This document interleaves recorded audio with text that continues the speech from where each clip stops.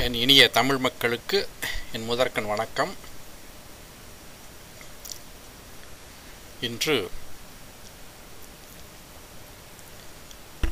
அதிசூக்கும பஞ்சாக்ரம் என்ற தலைப்பில் உள்ள ஒரு பாடலை பார்ப்போம்.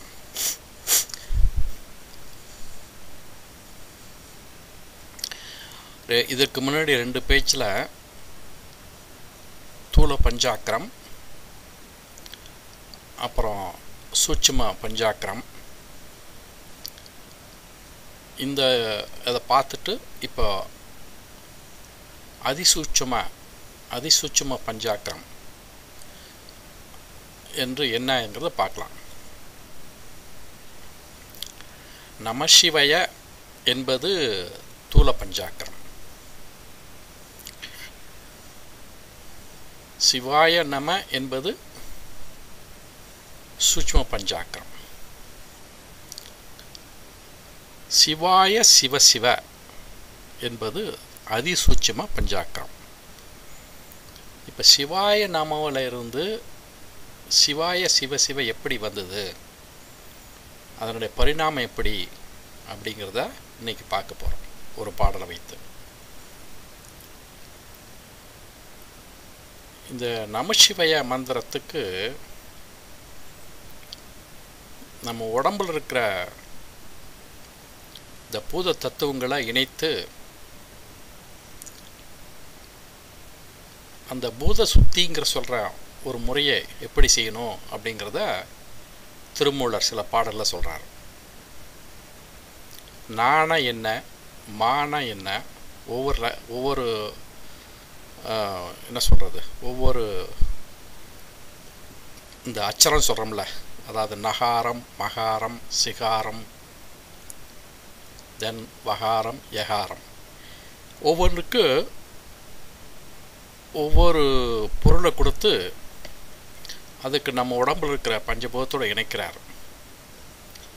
இந்த மந்திரத்தை திருப்பி நான் சொல்லும் பொழுது என்ன ஆகுதுன்னா, நம்ம உடம்பில் இருக்கிற அந்த பஞ்சபூதமும் சுத்தமடையுது. அதுக்கு தான் பேர் பூத சுத்தி அப்படிம்பாங்க. நான் தியானத்துக்கு சிவாய நம என்ற மந்திரத்தை சொல்கிறதுக்கு முன்னாடி பூத சுத்தி செய்யணும். அதற்கு நமசிவய என்ற மந்திரத்தை சொல்லி பூத சுத்தி செஞ்சு அப்புறம் சிவாய என்ற மந்திரத்தை சொல்லி தியானம் பண்ணணும். அதனால் இந்த நமசிவய என்பது கிரியை என்ற பகுதியை சார்ந்தது.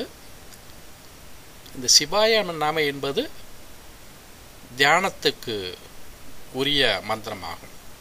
எப்படின்னா சரியை, கிரியை, யோகம், ஞானம்.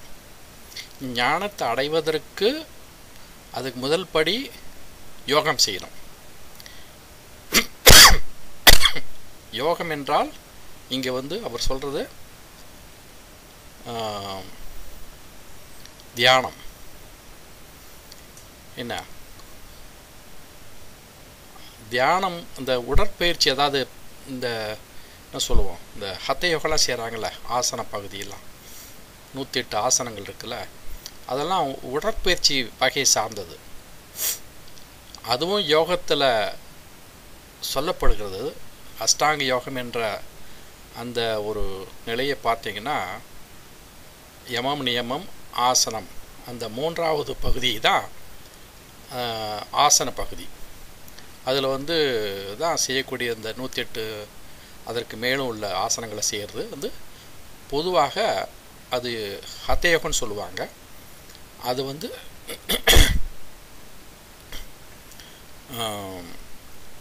உடற்பயிற்சி மாதிரி தான். ஆனால் அதுவும் வேணும். இந்த நாட்டில் அதுதான் அதிகமாக செய்கிறாங்க. அதுக்கடுத்து மூச்சு பயிற்சி, அப்புறம் தியான பயிற்சி. ஸோ திருமூலர் அவருடைய திருமந்திரத்தில் அதிகமாக வலியுறுத்துறது தியானம்தான். இந்த 3வது தந்திரத்தில் அட்டாங்க யோகத்தை பற்றி பேசுகிறாரு. அந்த ஒரு பகுதியை தவிர மீதி புத்தகம் பூராமே மற்ற எல்லா தந்திரத்துலேயும் அவர் அதிகமாக பேசக்கூடியது இந்த தியான பயிற்சி, அது முக்கியமாக குண்டலினி பயிற்சி தான். இந்த இடையில் அப்பப்போ என்ன சொல்கிறாருன்னா, நம்ம சிவ அதாவது இந்த மந்திரத்தை, சோகங்கிற மந்திரத்தை வைத்து இப்படி தியானம் பண்ணலாம், அப்புறம் சிவய நமயங்கிற மந்திரத்தை வைத்து எப்படி தியானம் பண்ணலாம் அப்படிங்கிறதெல்லாம் அதையும் சொல்கிறாரு. அதுதான் இப்போ இன்றைக்கி பார்க்குறோம். இந்த ஒரு 2 பேச்சும் இந்த மாதிரி இந்த பஞ்சாக்கர மந்திரத்தினுடைய சிறப்பை பற்றி பாடியிருக்காரு. அதை சொல்லும்பொழுது என்ன சொல்கிறாருன்னா, நம்ம உடம்புக்கு சக்கரத்தை இணைச்சிறாரு. அதுதான் விசேஷம். வேறு எங்கேயும் இதை பார்க்க முடியாது. இப்போ நாங்கிற மந்திரத்தை சொல்லும் பொழுது இந்த மூலாதாரம் சுத்தமாகும். அதுக்கு அங்கே என்ன பூமி தத்துவம் இருக்குது. மா வந்து நீர் தத்துவத்துக்கு. அப்போது அந்த நீர் தத்துவத்துக்குள்ள சக்கரம் வந்து சுவாதிஷ்டானம். நெருப்பு தத்துவத்துக்கு மணிப்பூரகம், அது வந்து சி. தென் வா காற்று தத்துவம், அது அநாகத சக்கரம். அப்புறம் வந்து யகாரம், அது வந்து விசுதி, அது வந்து ஆகாய தத்துவம். ஸோ இந்த நமசிவய என்ற மந்திரத்தை திருப்பி சொல்லும் பொழுது என்ன ஆகுன்னா, அது வந்து நமக்கு அந்த 5 பூதங்களும் சுத்தப்படுத்தப்பட்டு அந்த முதுகந்தண்டு நல்லா வழி விட்டுதுன்னா சக்தி வந்து சுலபமாக மேல் நோக்கி செல்றதுக்கு வாய்ப்பு இருக்குது. அதனுடைய முடிவான இடம் வந்து சகசத்தலம், அங்கே சேரணும். அதற்கு முன் அந்த சுத்தப்படுத்தணும், அந்த சக்கரத்தை சுத்தப்படுத்தணும். அதுக்கு பேர் சக்கர கிளன்சிங்னு இங்கே சொல்கிறாங்க. இதை பற்றி நிறைய பேர் பிஸ்னஸே பண்ணுறாங்க. சக்கரா கிளன்சிங் அடிப்படையை நிறைய விட்டுடுவாங்க. ஆனால் கொஞ்சம் கற்றுக்கிட்டு பிஸ்னஸ் பண்ண வேண்டியது. ஏன் கேட்குறீங்க? கூத்து என்னைக்கா நாம் என்னடான்னா, இந்தியாவில் ஆயிரக்கணக்கு வருஷத்தில் நம்ம எல்லாமே அந்த காலத்தில் குரு சிஷிய பரம்பரைங்கிற மாதிரி அந்த அடிப்படையில் பல நாள் குருக்கிட்ட வேலை செஞ்சு அவரை என்ன சொல்கிறது, குருவுக்கு பணிவிடை செய்து இந்த யோகா பயிற்சியெலாம் கற்றுக்கிட்டு எவ்வளோ சித்தர்கள்லாம் நல்லா மேல்நிலைக்கு வந்திருக்காங்க. இங்கெல்லாம் இப்போது கொஞ்சம் தெரிஞ்சுக்க வேண்டியது, உடனே அதை பிஸ்னஸ் பண்ண வேண்டியது. அடிப்படை எங்கேருந்து வந்ததுங்கிறது தெரியாது. அதான் நடக்குது இங்கே. என்ன எப்படியோ காலம் போகுது. நம்ம விஷயத்துக்கு வருவோம். ஸோ இந்த 5 பூதங்களை சுற்றி செய்யறதுக்கு நமசிவய என்ற மந்திரத்தை நல்ல மன உருகி வாயில் சொல்லி நம்ம சுத்தப்படுத்தலாம். இப்போது இந்த மந்திரத்தை சொல்லி பாருங்கள். சிவாய நம சிவாய நம சிவாய நம சிவாய நம சிவாய நம சிவாய நம சிவாய நம. இப்படி சொன்னீங்கன்னா, நான் ஆரம்பித்தது சீல ஆரம்பித்தேன், சிகாரத்தில் ஆரம்பித்தேன். அதில் பாருங்கள், சிவாய நம மாதிரியும் தெரியும், நம சிவாயம் அப்படிங்கிற மாதிரியும் தெரியும். எந்த இடத்துல எங்கே ஆரம்பிக்குது எங்கே முடியுதுன்னு தெரியாது. ஆரம்பிக்கும் போது சீல ஆரம்பித்தேன். அதுக்கு பிறகு பார்த்திங்கன்னா அது ஒரு சைக்கிள் மாதிரியே வந்துகிட்டே இருக்கும், பல சைக்கிள் அப்படியே. அதுதான் நம்ம அந்த பூதத்தை வந்து சுத்தப்படுத்துறது, அந்த 5 சக்கரங்க சுத்தப்படுத்துறது.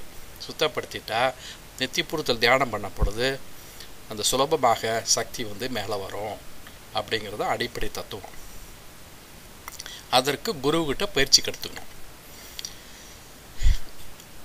அதனால் இன்றைக்கி நம்ம பார்க்கக்கூடிய இந்த பாடல் சிவாய சிவ சிவ அது எப்படி வருது அப்படிங்கிறத கொஞ்சம் பார்ப்போம். எப்படின்னா, இப்போ மூச்சு பயிற்சி பண்ணுறோம்.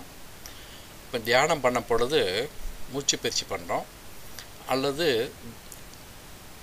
அதாவது தியானம் பண்ணுறதுக்கு முன்னாடி மூச்சு பயிற்சி பண்ணுவோம். அப்போது இந்த சிவாய நம அப்படிங்கிறத, அதாவது சிவாய அப்படின்னு நினச்சிக்கிட்டு மூச்சு இழுக்கணும். நம என்று நினச்சிக்கிட்டு மூச்சு வெளிவிடணும். அதை மூச்சு பயிற்சியாகவும் பண்ணலாம். அப்படி மூச்சு பயிற்சி இல்லாமல் தியானமாக பண்ண பொழுது நல்லா கவனிச்சிங்கன்னா, இப்போ சிவாய என்று நினைக்கிறதுக்கு எவ்வளோ நேரம் ஆகும். ஓகே, சாதாரண மூச்சு எடுங்க, கண்ணை மூடிட்டு தியானம் பண்ண பொழுது நினைக்கணும், மந்திரத்தை நினைக்கணும். அதில் இந்த நினைக்கும்போது சிவாய என்ற இந்த 3 எழுத்து 3 அச்சரம் இதை நினைக்கும் பொழுது எவ்வளோ நேரம் ஆகுதோ அந்த நேரத்துக்கு தகுந்த மாதிரி தான் நீங்கள் மூச்சு இழுப்பீங்க. இந்த நீங்கள் மூச்சு இழுக்கக்கூடிய நேரமும் அந்த 3 எழுத்து நினைக்கக்கூடிய நேரமும் 2 பொருந்தி வரும். அப்புறம் நம என்று நினைக்கும் பொழுது 2 எழுத்து, அப்போ மூச்சை வெளியே விடணும். இப்படி பண்ணிகிட்டு இருக்கும்போது என்ன ஆகுனா, இந்த மனம் ஒடுங்கும், என்ன சித்தம் அடங்கும். வெளியே போகிற மனது உள்முகமாக திரும்பி மனது ஒடுங்கும். அப்போ இந்த இதய துடிப்பெல்லாம் கொஞ்சம் கொஞ்சமாக குறைஞ்சிட்டு வரும், மூச்சுடைய வேகமும் குறையும். அப்படி குறைஞ்சிட்டு வரும்பொழுது என்ன ஆகுனா, அந்த மூச்சு இழுக்கக்கூடிய நேரமும் விடக்கூடிய நேரமும் குறைஞ்சிட்டு வரும். ஓகே, அப்போது அந்த சிவாய நம என்ற 5 எழுத்து இருக்கு. அந்த 5 எழுத்தில் இந்த நமங்கிறத அப்படியே கொஞ்சமாக போயிடும். அப்போ மீதி இருக்கிறது 3 தான் இருக்கும், சிவாய. அந்த சிவாயில் சிவா அப்படின்னு 2 எழுத்தை வைத்து மூச்சு உள்ள எழுத்தும், யகரத்தை வைத்து மூச்சை வெளியே விட்டும், அப்போ 3 எழுத்தை வைத்து இப்போ மூச்சு பயிற்சி பண்ணுறோம். அதாவது மூச்சு பயிற்சி தனியாக பண்ணல, தியானம் பண்ண பொழுது இந்த மூச்சை அதை கவனிக்கணும். ஓகே, அப்படி கவனிக்கும் பொழுது அந்த 5 எழுத்துக்கு உள்ள நேரம் குறைஞ்சி இப்போ 3 எழுத்துக்கு தான் வரும். ஆச்சா? அப்புறம் என்ன ஆகுனா, இன்னும் கொஞ்சம் தியானத்தில் கொஞ்சம் ஆழ்ந்து போகும் பொழுது என்ன ஆகுனா, இன்னும் மூச்சு சன்னமாக போயிடும். அப்போது சன்னமாக போகும்போது இந்த 3 எழுத்துக்கு வேலை கிடையாது, 2 எழுத்தே போதும். என்ன, சி வா, சி வா. சீங்க போது நினச்சி சீங்க போது நினைக்கும் பொழுது மூச்சு இழுக்கிறது, வாங்க போது வெளியே விடுறது. இந்த 2 எழுத்து தான், அந்த அளவுக்கு தான் அந்த மாத்திரை சொல்கிறோமே, அந்த அளவுக்கு தான் மூச்சு உள்ளே போயிட்டு வெளியே வரும். ஸோ இன்னும் கொஞ்சம் மேலே போனால் என்னாகும், அப்படியே நம்மளை சமாதி நிலை கொண்டு போயிடும். அப்போது நம்ம தன்னை மறந்து அப்படியே உட்காந்துட்டு தியானம் பண்ணுவோம். அப்போது அந்த சீவா அதுவும் நம்மளை விட்டு போயிடும் கொஞ்ச நேரம். அப்புறம் திரும்ப ஞாபகம் வரும் பொழுது அந்த சீவா வரும். இப்படி தான் 5 எழுத்து 3 எழுத்தாக சுருங்கி, 3 எழுத்து 2 எழுத்தாக சுருங்கி, கடைசியில் அந்த 2 எழுத்தும் போய் ஒரு ஏணிப்படி மாதிரின்னு வச்சிங்களேன். என்ன, அந்த மாதிரி இந்த மந்திரத்தை சுட்சமாக எழுதியிருக்காரு. அதுதான் இப்போ இந்த சிவாய சிவ சிவ எப்படி வந்ததுங்கிறதுக்கு நான் சொன்ன மாதிரி அதுக்கு ஒரு பாடல். அந்த பாடல் எப்படின்னா, சிவாய நமவென சித்தம் உருக்கி, சிவாய நமவென சித்தம் உருக்கி, சிவாய நம என்ற மந்திரத்தை நினைத்து நினைத்து நாம் தியானம் பண்ணுனா நம்மளுடைய சித்தமெல்லாம் மனம் சித்தம் அடங்கி, அதாவது வெளிப்புறத்தில் அலைப்பாயுது இல்லையா, அது அடங்கி ஒடுங்கி உள்முகமாக திரும்பும், அகமுகமாக திரும்பி நமக்கு அது உதவியாக இருக்கும், தியானத்துக்கு உதவியாக இருக்கும். அப்படிங்கும்போது என்ன ஆகும், அவாயம் அறவே அடிமையதாக்கி. இந்த இடத்துல அவாயம் என்ற சொல்லுக்கு பொருள் என்னன்னா துன்பம். இந்த தியானம் பண்ணும்போது நம்மளை விட்டு துன்பம் போகும். இந்த துன்பம் எதனால் வருதுன்னா,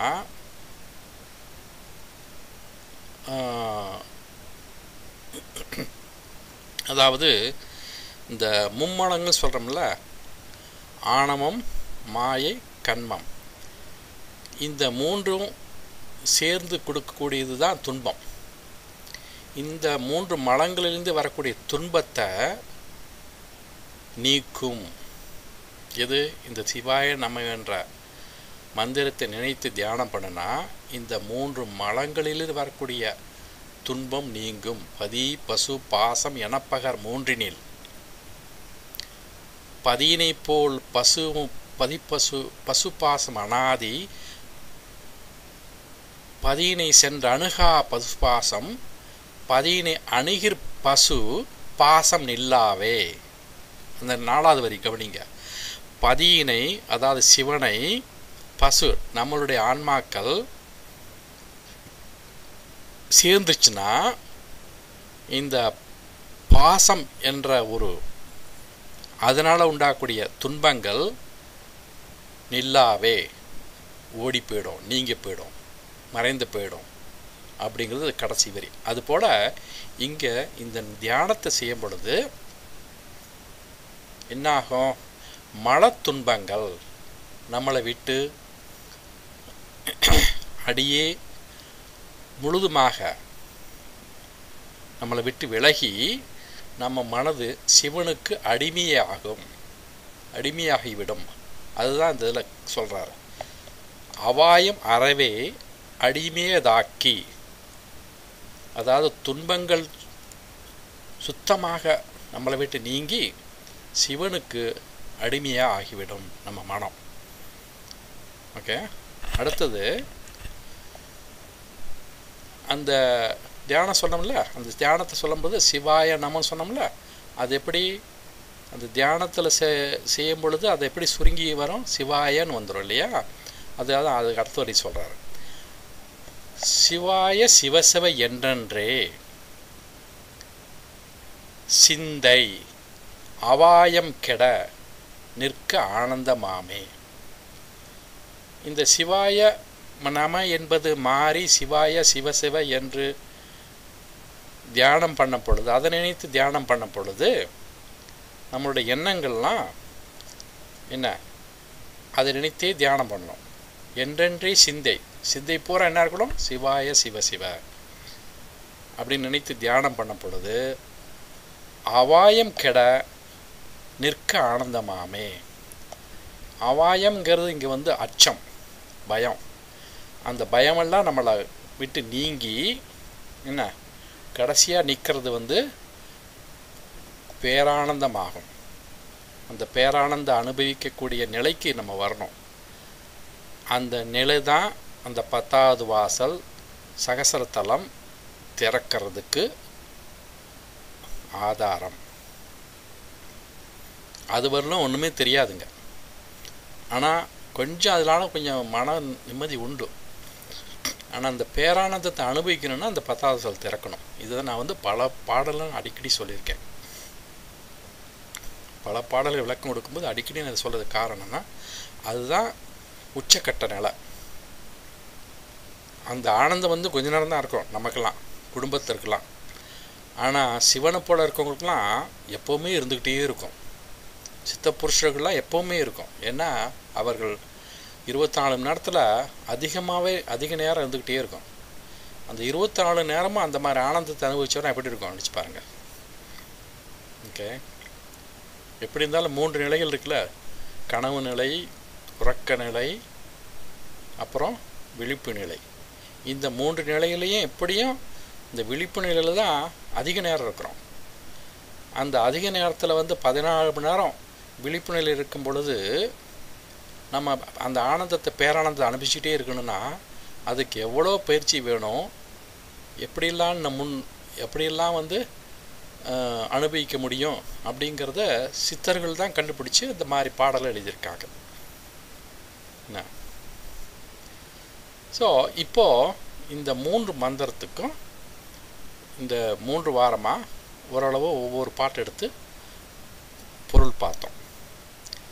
இன்னொரு தடவை இந்த பாடலை சொல்கிறேன். சிவாய நமவென சித்தம் ஒருக்கி அவாயம் அறவே அடிமையதாக்கி சிவாய சிவசிவ என்றென்றே சிந்தை அவாயம் கெட நிற்க ஆனந்தமாமே. இன்னொரு பாடல் இருக்குது.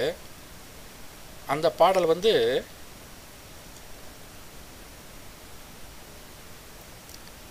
இந்த சிவாய நாமத்தையும் நமசிவாயத்தையும் ஒரே பாடலை பாடிட்டார். நமவென்னும் நாமத்தை நாவில் ஒடுக்கி என்ன சொல்கிறாரு? நமவென்னும் நாமத்தை நமசிவாயங்கிற மந்திரத்தை வாயில் தான் சொல்லணும், வாயில் சொல்லி சொல்லி புது சுத்தி செய்யணும். ஓகே, நமவென்னும் நாமத்தை வாயிலை ஒடுக்கி நாவில் ஒடுக்கி சிவவென்னும் நாமத்தை சிந்தையிலோ ஏத்த, அதான் சொன்ன மாதிரி சிந்தையிலோ ஏத்தன்னா மனதில் நினைத்து தியானம் பண்ணணும். சிவாய நம என்ற மந்திரத்தை மனதில் நினைத்து தியானம் பண்ணணும். நமசிவாய என்ற மந்திரத்தை நம்ம வாயில் சொல்லி நம்ம சிவபெருமானை வணங்கலாம். எல்லா பேரும் நிறைய பேர் இதுதான் சொல்லி வணங்குவாங்க. இந்த சிவலிங்கத்தை முன்னாடி வைத்து கொண்டு அதற்கு இந்த அபிஷேகம் செய்யும் பொழுது இதை தான் சொல்லி சொல்லி சொல்லி சொல்லி ஏன்னா அப்படி தான் அது அமையும். அப்போ அங்கே வந்து சிவாய நம்ம சொல்லவே மாட்டாங்க, நமசிவாயம் தான் சொல்லுவாங்க. என்ன அதுதான் பழக்கத்தில் என்ன இருக்குது. அந்த அடிப்படையில் இந்த பாடல் நமவென்னு நாமத்தை நாவில் ஒடுக்கி சிவவென்னு நாமத்தை சிந்தைகளை ஏற்ற பவமதி தீரும் பரிசும் அதற்றால் அவமதி தீரும் அரும்பிறப்பன்றே. அப்படி சிவமென்னும் நாமத்தை சிந்தையில ஏற்றி தியானம் பண்ண பொழுது பவமதி தீரும். பவங்கிறது இங்கே வந்து பாவங்கள்லாம் நம்மளை விட்டு விலகி இந்த தியானத்தினால நமக்குடைய கிடைக்கக்கூடிய பரிசு என்னன்னா இந்த பாவம் நம்மளை விட்டு நீங்கும். இதுக்கு முன்னாடி பார்த்தது வந்து துன்பம் நீங்கும்னு சொன்னோம். அங்கே துன்பம், இங்கே பாவம்.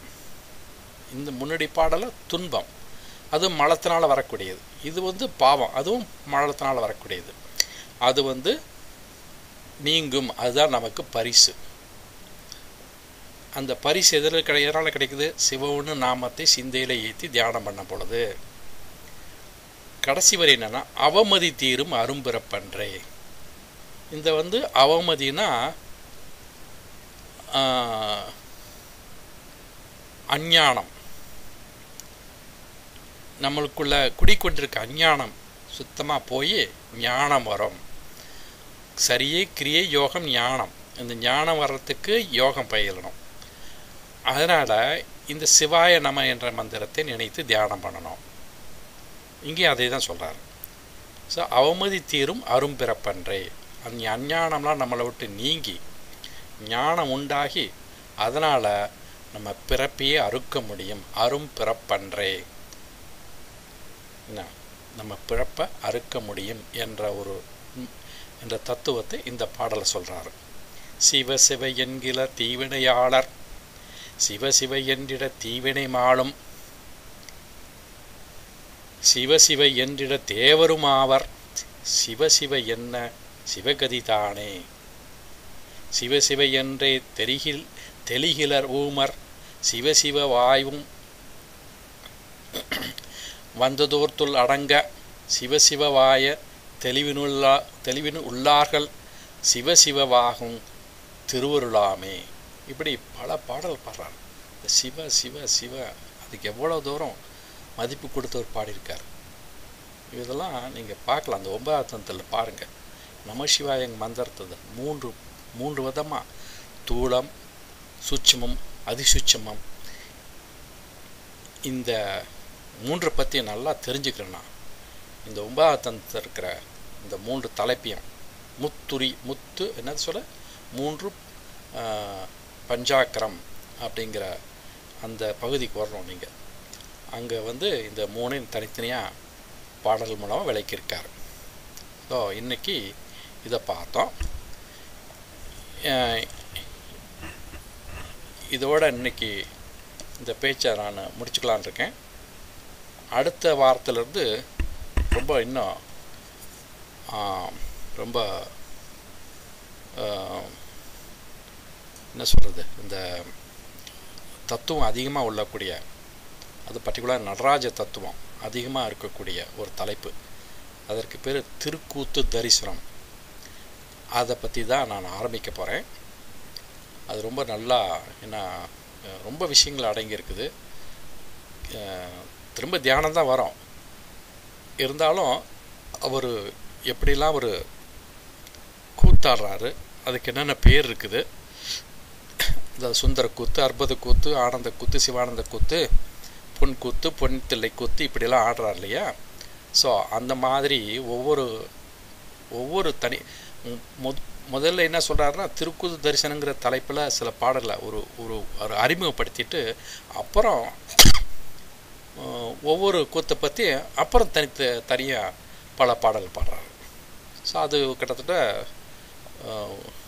ஐடோனோ எத்தனை பாடல் இருக்குன்னு தெரியல, அது போயிட்டு 70-80 பாடல் இருக்குன்னு நினைக்கிறேன். எனக்கு ரொம்ப பிடித்தமான தலைப்பு அது. ஏன்னா அப்போ தான் நடராஜத்தினுடைய அந்த உருவ அமைப்பு இருக்குது பாருங்கள், அது நல்லா புரிஞ்சுக்கலாம். முன்னாடியே சில இடத்துலலாம் நான் சொல்லியிருக்கேன், இருவரும் காண எழில் அம்பலத்தே, இருவரும் காண எழில் அம்பலத்தே, உருவம் அருவம் ஒருபர ரூபமாய் திருவுருள் சக்திக்குள் சித்தன் ஆனந்தன் அருளுருவாய் நின்று ஆடலுற்றானை. நம்மளுடைய ஒரு தடவை அதாவது ஒரு பேச்சில் பேசின மாதிரி ஞாபகம் இருக்குது. அதாவது இந்த இருவருங்காரங்கிறது பதஞ்சலி முனிவருக்கும் வியாக்கியபாதருக்கும் அவர் நடனம் ஆடி காமித்த நாள் தான் இந்த தைப்பூச திருநாள். அது இன்றும் சிதம்பரத்தில் நல்லா கொண்டாடுறாங்க. அந்த நடனம் ஆடி காமித்தார் அப்படின்னா அந்த பெருமையை நம்ம அடையக்கூடாதா அப்படி நமக்கும் ஒரு ஏக்கம் வரலாம் இல்லையா. என்ன, அதுக்கு தான் அவர் வழிகாட்டுறாரு. நம்ம உடம்புக்குள்ளே இருந்து நடனம் ஆடி காமிக்கிறார் இல்லையா. எப்போ காமிப்பார்? நம்ம பயிற்சி பண்ணணும்.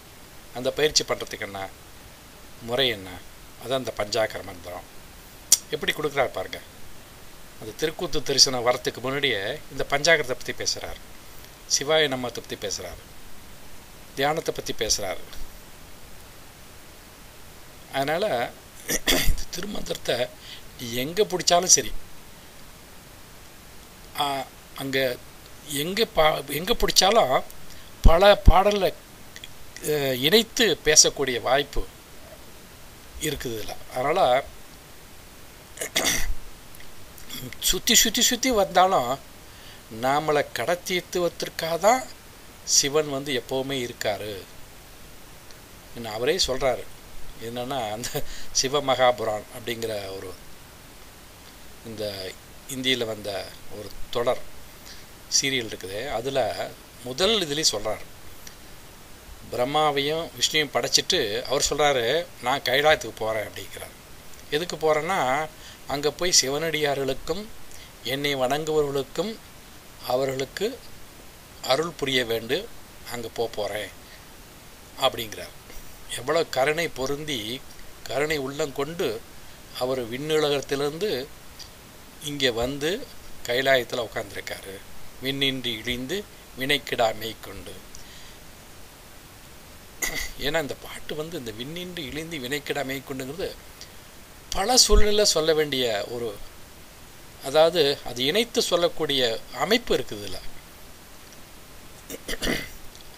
அந்த பெரும் கருணையுடன் இப்போ கூட சமீபத்தில் இந்த சிவம்கர் சீரியல் கூட வருது. இந்த மாதிரி பல காட்சி. அவருடைய நோக்கம் என்ன, பார்வதிக்கும் சிவனுக்கும் அடிக்கடி இந்த கொஞ்சம் சில சமயத்தில் பிரச்சனைகள் வரும்பொழுது 2 பேரும் பேசிக்குவாங்க. அப்போ சிவன் என்ன சொல்லுவார்னா, என்னுடைய வேலை என்னை வணங்குவர்களுக்கு நான் அருள் புரியணும் அப்படிம்பார். பார்வதிக்காப்பா ஏன் அவங்க தான் அசுரர்கள்லாம் கெட்ட வழியில் போகிறாங்களே, அவங்களுக்கே நீங்கள் உதவி பண்ணுறீங்கன்னு கேட்குறான். ஆனால் அவர் சொல்கிறாரு, என்னுடைய கடமை அவர்களுக்கு அருள் புரிய வேண்டும். ஆனால் நான் கொடுக்குற வரத்தை வைத்து அதை எப்படி அவர்கள் கொண்டு போகிறார்களோ அதை தவறான வழியில் பயன்படுத்துகிறாங்கன்னா அந்த முடிவு அவர்களுக்கு அவர்களுடைய முடிவு அவர்களையே தேடிக்குவாங்க. அதில் லட்சத்தில் ஒருத்தர் பேர் தான் என்னையே அடைவாங்க அப்படிங்கிற மாதிரி அவர் பேசுவார். என்ன, கொடுக்க வேண்டிய யாராக இருந்தாலும் சரி, என்னை வணங்குறவங்களுக்கு எல்லாத்துக்குமே என்னை நினைத்து தியானம் பண்ணணும், என்னை நினைத்து வரம் கேட்டால் அவர்களுக்கு வரத்தை நானும் கொடுப்பேன் அப்படின்னு அடித்தே சொல்கிறார். தேவர்களானாலும் சரி, மனிதரானாலும் சரி, யாராக இருந்தாலும் சரி அப்படின்னு அடித்தே சொல்லுவார். என்ன, அந்த அளவுக்கு ஒரு பெருங்கருணை உள்ளம் படைத்தவர். அதனால் அவரை நினைத்து நம்ம எப்போவுமே ஏதோ ஒரு வகையில் நினைத்து கொண்டே இருப்போம். அதுக்குள்ள பலனை நீங்களே உணரலாம் என்று சொல்லி இன்று இந்த பேச்சை முடித்து கொள்வதற்கு முன்பு என் குருநாதர் வேதாத்திரி மகரிஷிக்கு நன்றி சொல்லிக்கொண்டு முடித்துக் கொள்கிறேன். இந்த பேச்சுற்றை என்னுடைய இந்த பேச்சை கேட்டதற்கும் மிகவும் நன்றி. வணக்கம். வாழ்க வளமுடன்.